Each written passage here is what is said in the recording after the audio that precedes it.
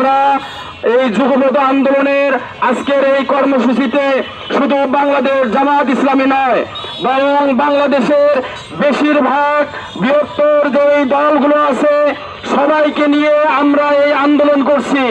আমাদের আন্দোলন থেকে আমাদের 5 দফা যে দাবি উত্থাপন করেছি, এই 5 দফা দাবি আদায়ের জন্য বাংলাদেশের মানুষ আজ ঐক্যবদ্ধ।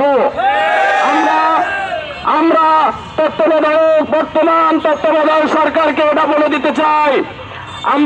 দিতে চাই, বাংলাদেশের মানুষের যে আকাঙ্ক্ষা, যে চাহিদা, বাংলাদেশের মানুষের যে চিন্তা চেতনা, এটার ব্যর্থ যদি ঘটে, এটা যদি আপনারা বুঝতে ব্যর্থ হন, তাহলে আপনাদেরকে যারা ক্ষমতায় বসিয়েছে, এই বাংলাদেশের জনগণ যারা ক্ষমতায় বসিয়েছে, তারাই আপনাদেরকে আবার সেখান থেকে, এই ক্ষমতা থেকে নামাইতে বাধ্য হবে। আমরা আশা করব অবিলম্বে জুলাই সনদের আইনি ভিত্তি দিতে হবে, অবিলম্বে জুলাই সনদের ভিত্তিতে নির্বাচনের ব্যবস্থা করতে হবে। 2 নিম্নকক্ষ এবং উচ্চকক্ষ উভয় কক্ষে পিআর পদ্ধতি চালু করতে হবে। যারা ফ্যাসিস্টের দোসর, জাতীয় পার্টি সহ 14 দলের বিচার দৃশ্যমান আমরা দেখতে চাই। নভেম্বরের মধ্যে গণভোটের আয়োজন আপনারা করেছেন।